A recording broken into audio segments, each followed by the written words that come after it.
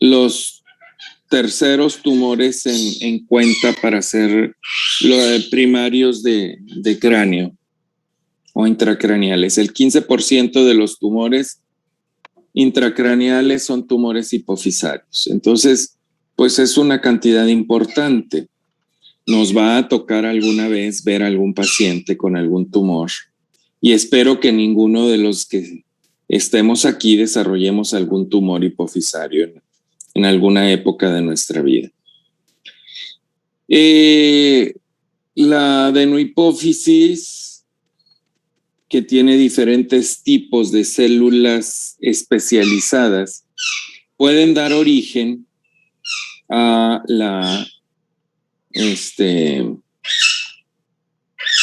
a tumores específicos, dependiendo de la estirpe celular de la que nace. Vámonos a la primera figura, por favor. Esta está formidable, porque aquí nos explica de una manera muy gráfica la relación del hipotálamo con la adenohipófisis y la neurohipófisis. Entonces tenemos principalmente los núcleos magnocelulares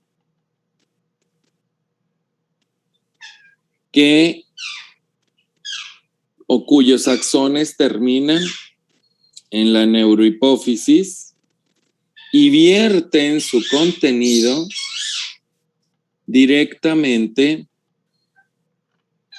en la circulación a través del drenaje hacia los capilares que van a formar las venas hipofisarias inferiores. ¿Sí? Ahí está la conexión directa.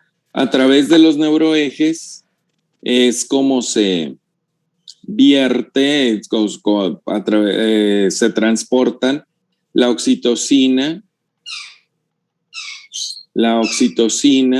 y la vasopresina o antidiurética es la misma. Para alguien que contestó por ahí, que contestó como si fueran diferentes, vasopresina y antidiurética, no quiero que se queden con ese concepto.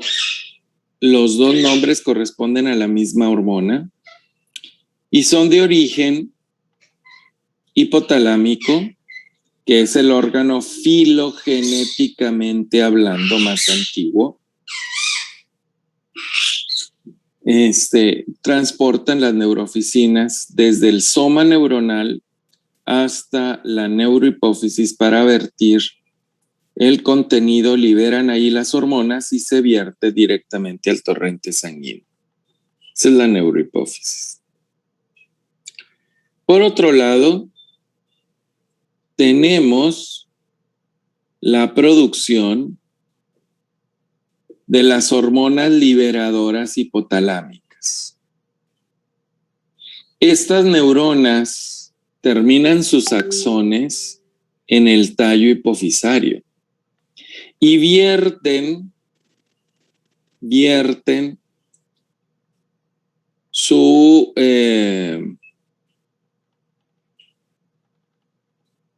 contenido directamente en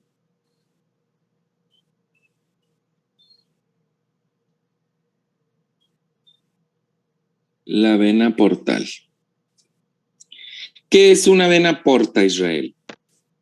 ¿O qué es un sistema portal? ¿Qué características tiene? Pues es un sistema que reúne varias venas de menor calibre en una sola para dirigirla a un lugar específico. ¿Cuántos sistemas portales tenemos en el cuerpo? Pues la verdad yo solo conocía la del hígado, pero pues ya vi que hay otra aquí en el hipotálamo. Este es otro sistema portal. ¿En los dedos? No. ¡No! Es que no se creía, eran capilares. Son capilares. Ujú. Pero ¿qué característica tiene, David, el sistema portal? Que está trabeculado. O sea, entrelazado. Trabeculado o entrelazado. Yo no veo una vena porta trabeculada. Ana Lilia.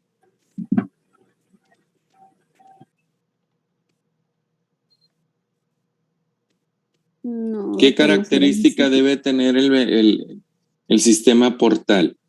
Eso lo tuvieron que haber visto en anatomía. No, doctor, la verdad no se me ocurre algo. No, Ángel, no es de que se les ocurra, es un conocimiento que ya debemos de tener. Ángel, No estoy seguro, doctor. no. Virginia, ¿qué piensas que tienen de característica el sistema portal?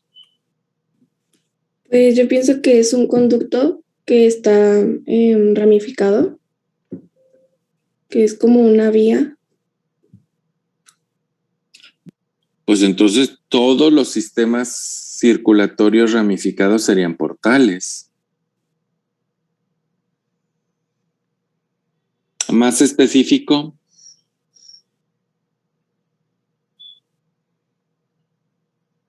Carlos, Raúl. No sé, doctor, que inicia y termina en capilares. Es un sistema venoso, exactamente, que inicia y termina en capilares sin pasar por el corazón. Entonces, si ustedes se fijan aquí en la figura, inicia en capilares. ¿Sí?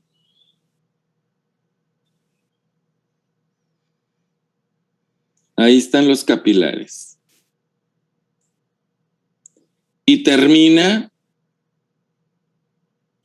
en capilares. Entonces, el sistema portal inicia en capilares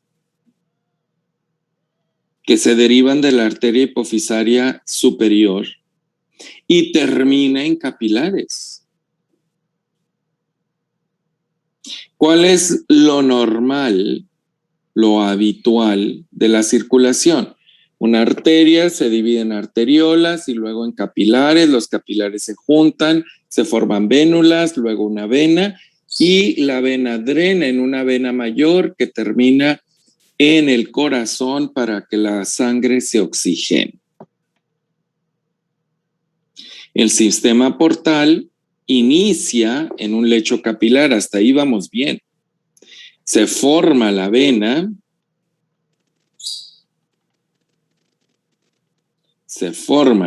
portal y luego la vena portal nuevamente se ramifica y se distribuye como capilares. ¿Cuál es el fin de esto? Ahorrar tiempo y energía. ¿Cómo es el sistema portal digestivo? Empieza en los capilares intestinales, forma vénulas, de allí se van y forman la vena porta. Y la vena porta se distribuye en el interior del hígado, nuevamente en capilares. Si el contenido intestinal pasara de las venas mesentéricas hacia la vena cava directamente y de ahí se distribuyera por el pulmón, llegar al corazón derecho por pulmón, llegar al corazón izquierdo, la aorta y a través del sistema arterial celíaco, la arteria hepática, llegaría la cantidad ínfima o mínima de todos los nutrientes al hígado y se distribuiría por muchísimos órganos sin tener un procesamiento. Entonces, concentra todo el contenido intestinal,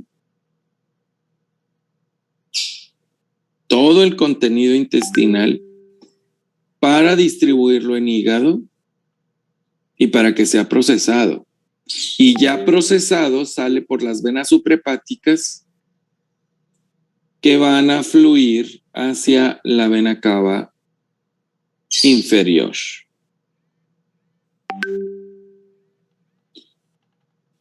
¿Qué sucede con el sistema portal hipotálamo hipofisario?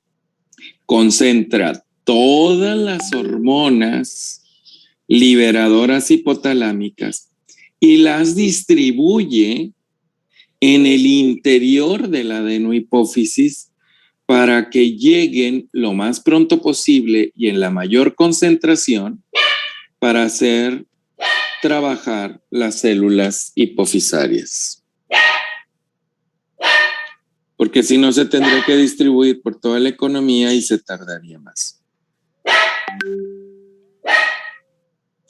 Y ya una vez que se distribuyó entre las células hipofisarias, que las estimuló directamente, permite que la secreción hormonal hipofisaria salga, todas las hormonas hipofisarias, a través de las venas hipofisarias al torrente circulatorio en general, y ya las hormonas hipofisarias se distribuyen en los órganos blanco terminales. Esa es la finalidad de un sistema portal. Eso es economía. Y el cuerpo es el mayor ejemplo de economía. ¿Estamos?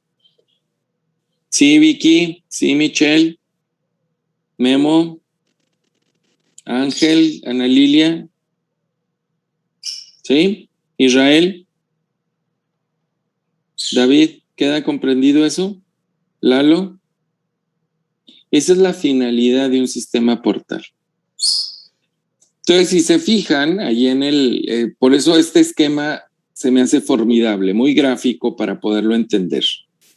Y que no se les olvide esa imagen. Así es como funciona y así es como se distribuye. Y esa es la unión que se tiene de hipotálamo hacia la hipófisis anterior y posterior. ¿Sí? La hipófisis anterior tiene todos estos tipos de células. Está el lactotropo, que secreta prolactina, el somatotropo, que secreta hormona del crecimiento, el tirotropo, que secreta tirotropina, el gonadotropo, que produce dos hormonas, la luteinizante y la folículo estimulante, y el corticotropo, que secreta corticotropina. Y existe solamente una célula híbrida, que es la mamosomatotropo, que puede producir prolactina y puede producir hormona del crecimiento. Todas estas son las células que nosotros podemos encontrar en la adenohipófisis. ¿Qué sucede? ¿Qué sucede cuando existe una sobreproducción de hormona del crecimiento? El problema puede ser directamente la célula hipofisaria, ya sea el somatotropo o el mamosomatotropo, o bien puede ser el hipotálamo, por alteración de la producción de la hormona liberadora de somatotropina, o GHRH. Fisiológicamente, subamos un poquito esa figura. No, subirla, ¿no? No bajarla. Allí, perfecto. La somatotropina u hormona del crecimiento, growth hormone, es un polipéptido enorme de 191 aminoácidos. Acuérdense que las hormonas hipofisarias son mucho más grandes que las hormonas hipotalámicas. Se encuentra en el brazo largo del cromosoma 17 y su secreción se estimula a través de la hormona liberadora de hormona del crecimiento, GHRH, y por otras ligandinas, ¿sí? Estimulantes de la hormona del crecimiento, son otras ligandinas. Y se inhibe principalmente por activinas, por la concentración de somatomedinas, cuya principal somatomedina es la somatomedina C, o factor de crecimiento insulinoide tipo 1, que lo ven ahí con sus siglas IGF-1, por retroalimentación negativa, y directamente un inhibidor que es la somatostatina, el factor inhibidor de liberación de somatotropina, que es la somatostatina. Esos son los inhibidores naturales de la somatotropina. El órgano blanco principalmente son hígado y el esqueleto, el hueso. El hueso hacia las líneas de crecimiento, cuando son huesos lineales o largos, y cuando son huesos esponjosos, como los huesos planos, ilíacos, costillas, huesos de la cara y del cráneo, vértebras, etcétera, los huesos del carpo y del tarso, todos son huesos esponjosos. Ahí es donde se encuentra la médula ósea roja, en el hueso esponjoso. Crecen directamente o tiene su acción directamente la somatotropina en este hueso. En los huesos largos, pues es la línea metafisaria.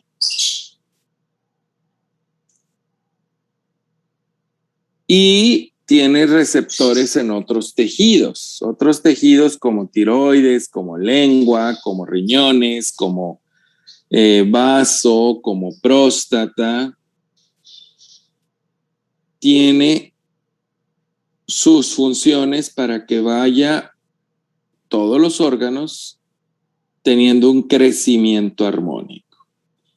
Los efectos tróficos son principalmente a nivel hepático porque en el hígado se producen las hormonas a través de las cuales va a actuar la somatotropina, que son los factores de crecimiento insulinoide o somatomedinas, de la cual la tipo 1 es la más abundante, IGF-1 o somatomedina C. ¿Sí? Inducen crecimiento a través de estas proteínas y es una hormona antagónica a la insulina.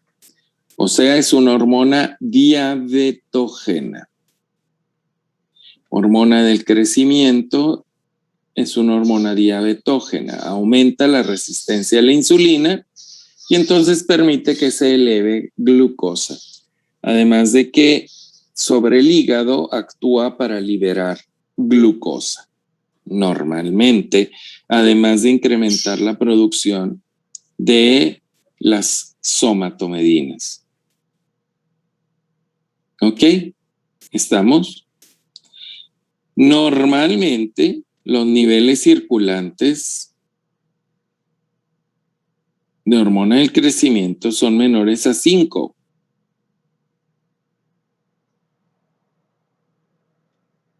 .5 microgramos por litro. Y en la gráfica vemos allí, si acaso ven en su eje de las Y, les faltó ahí un puntito, pero bueno.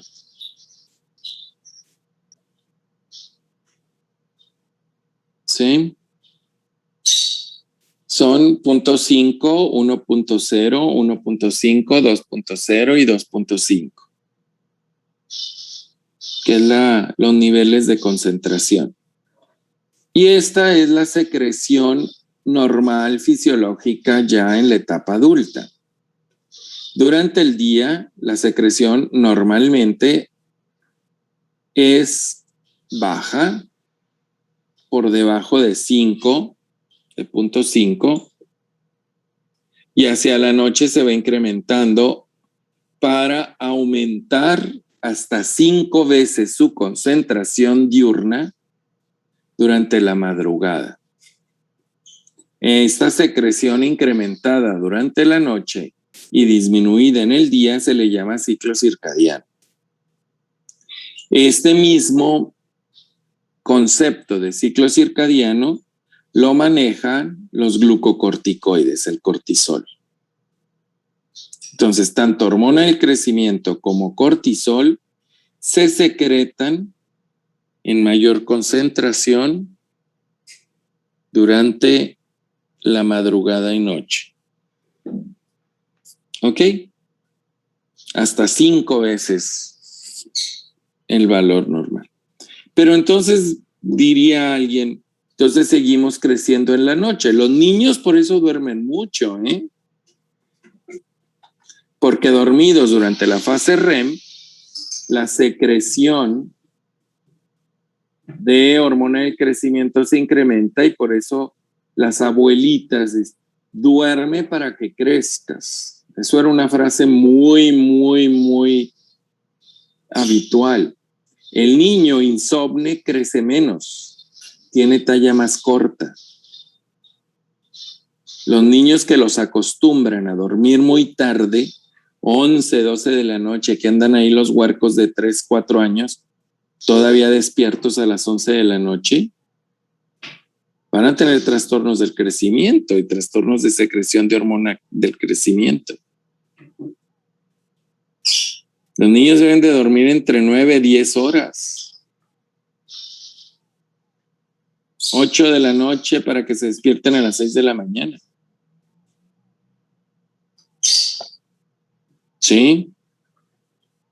Entonces esa es una característica importante.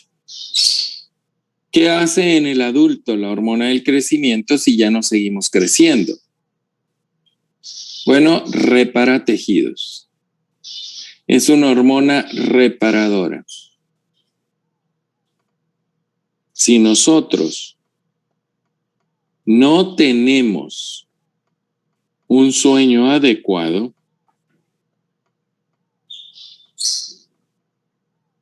vamos a generar la aparición de enfermedades crónico-degenerativas.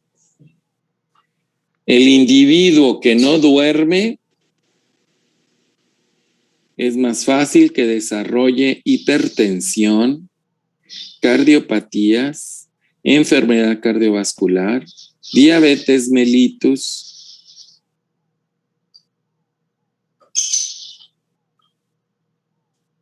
Porque se trastorna su ciclo normal. Hígado graso con cirrosis hepática, etc. ¿Ok? ¿Estamos? Sí.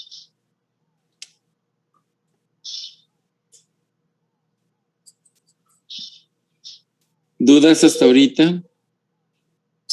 ¿No? Vámonos a la siguiente figura, Lalo, porfa. Esto es lo normal, la fisiología normal. Bien, ¿cuáles son las causas de una hipersecreción de hormona del crecimiento? Nosotros podemos tener exceso de hormona del crecimiento por 3 diferentes problemas, ya sea un exceso primario, un exceso de hormona del crecimiento extra hipofisario y por una sobreestimulación por exceso de hormona liberadora de hormona del crecimiento. Estas son las 3 principales causas, de las cuales la más frecuente es el exceso primario de hormona del crecimiento la cual se deriva de un adenoma hipofisario del somatotropo. ¿Qué sucede? Bueno, este adenoma incrementa la producción de hormona del crecimiento, con lo cual hay un crecimiento somático importante y hay disfunción metabólica. El paciente presenta diabetes y presenta hipertensión y presenta otras cosas. ¿Sí? Como producto final. Los adenomas hipofisarios pueden ser derivados de las células granuladas densamente, granuladas de manera leve, las células mixtas del mamosomatotropo, ¿sí? De células de tallo acidófilo, las células plurihormonales, que son células madre, y de somatotropos silentes. Más raramente puede ser originado por un carcinoma hipofisario que esté provocando este tipo de situaciones. Ahora, el exceso de hormona del crecimiento por hipersecreción extrahipofisaria va a provocar que se secrete como síndrome paraneoplásico. Eso hay que tenerlo muy en cuenta. Síndromes paraneoplásicos son secreciones generalmente de diferentes proteínas, hormonas, muchas de ellas, por tejidos que no son habituales o producidas por tumores, generalmente son tumores. Entonces, estos tumores secretan hormona del crecimiento fuera de la hipófisis y provocan exactamente lo mismo, un crecimiento somático y disfunción metabólica. Los tumores que pueden provocar como síndrome paraneoplásico una acromegalia pueden ser el tumor de células de islote del páncreas, tumores de células de islote de páncreas, linfomas, o bien puede ser la administración en exceso de hormona del crecimiento sintética a través de inyecciones, y eso se considera iatrogénica. ¿Sí?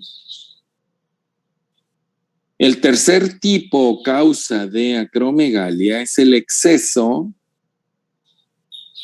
de hormona liberadora de somatotropina. Esta puede provenir de dos partes.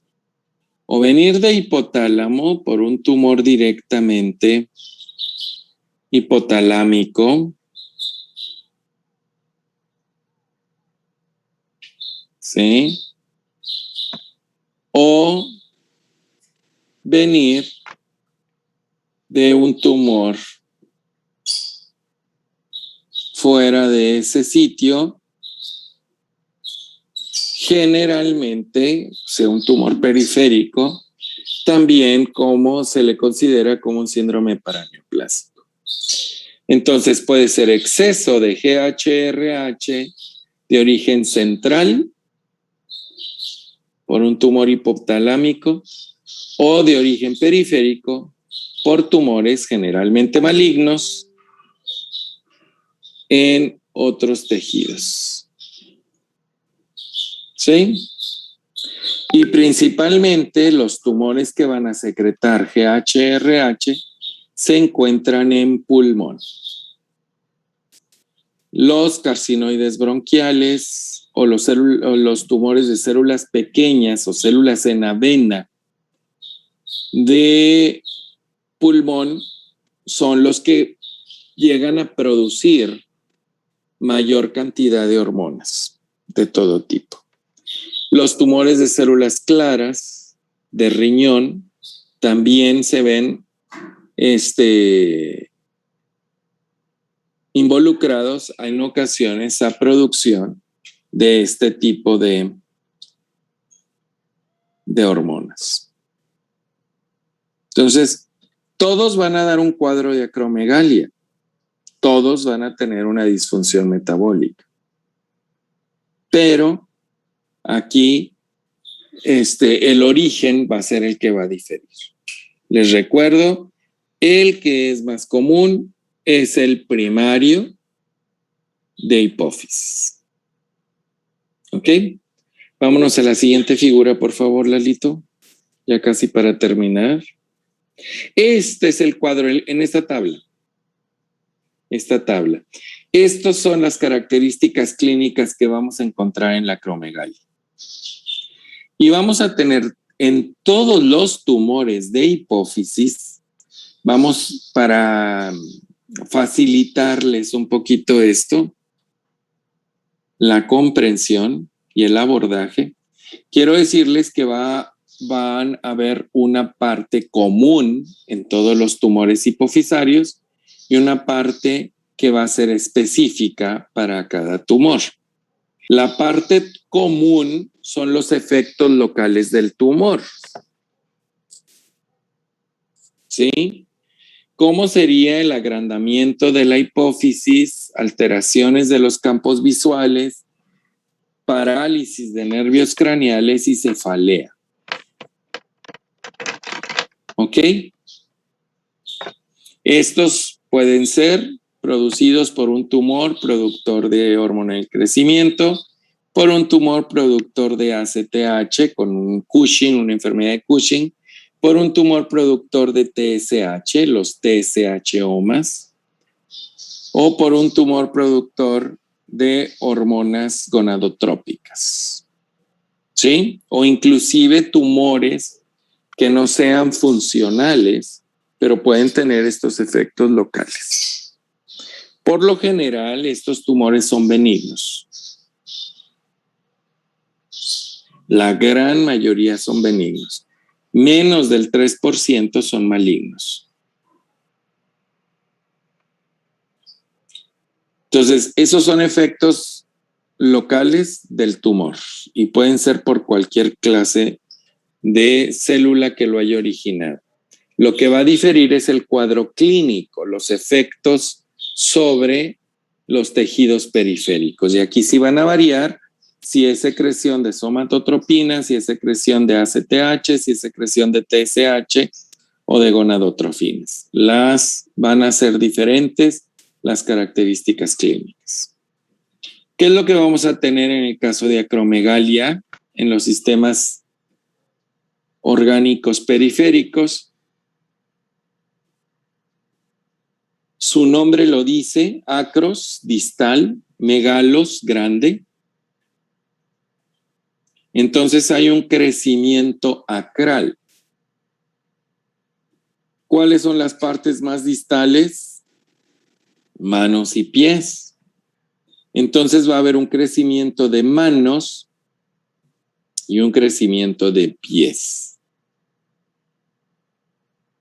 ¿Sí? Incluyendo engrosamiento de la piel se va a ver más engrosada. Van a ser manos fofas, manos gorditas, blandas, pachonas y grandotas.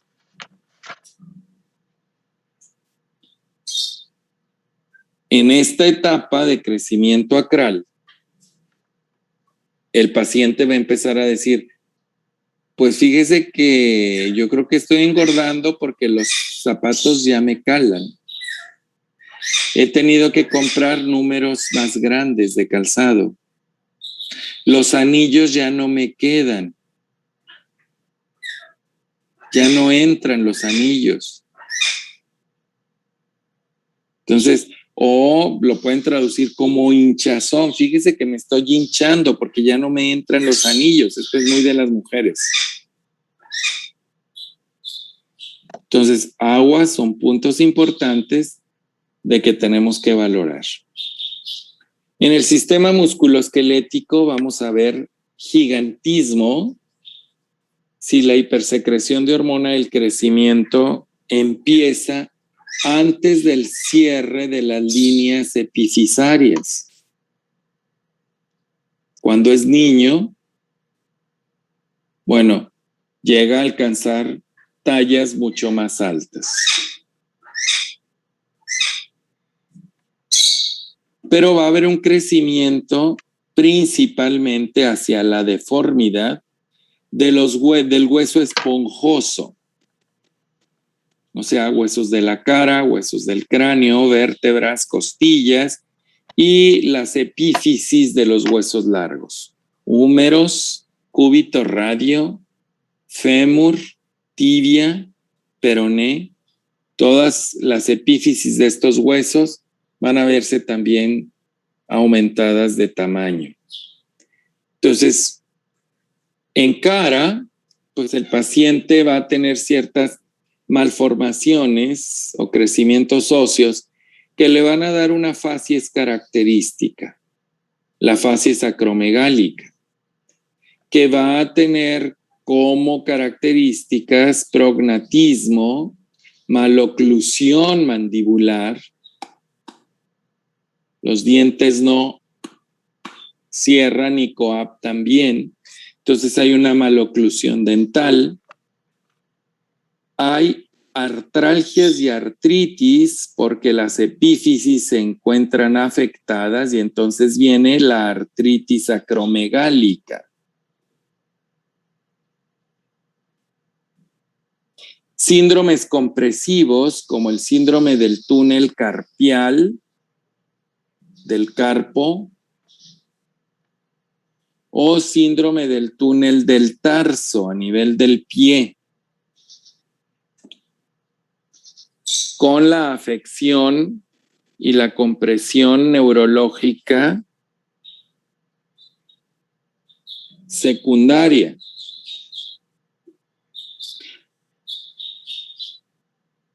Por lo tanto, va a haber adormecimientos distales, tanto en pies como en manos. Eso se le denomina acroparestesias. Va a haber debilidad muscular proximal, tanto de la cadera, de los músculos de la cadera, como los músculos de los hombros. Eso se le denomina miopatía proximal.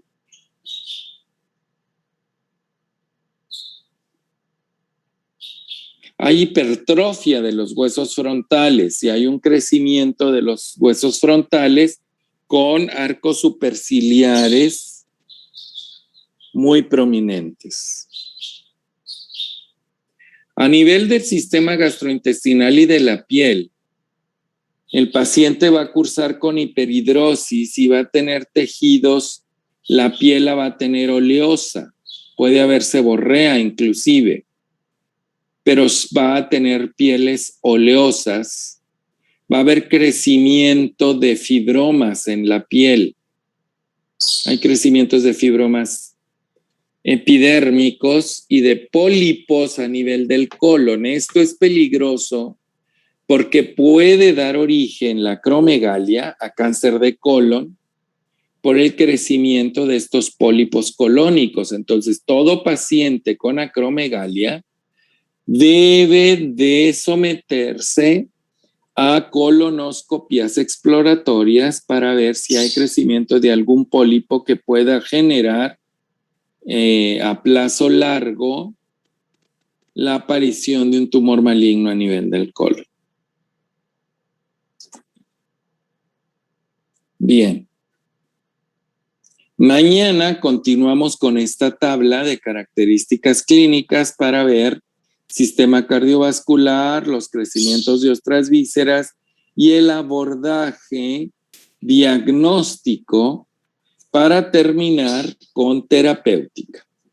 Por favor, lean este artículo y resolvemos dudas. ¿Hay alguna pregunta para hoy? ¿Para ahorita?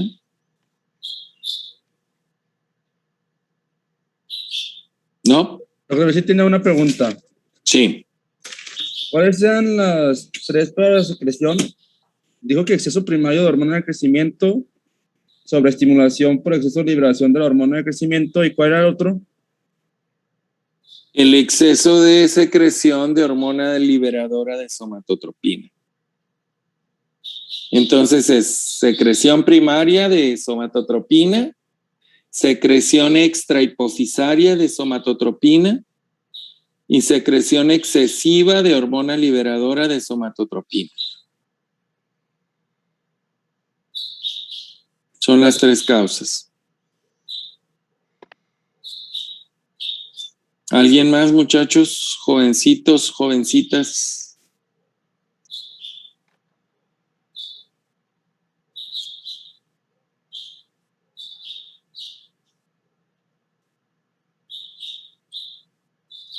Bueno, entonces nos vemos el día de mañana. Muchas gracias.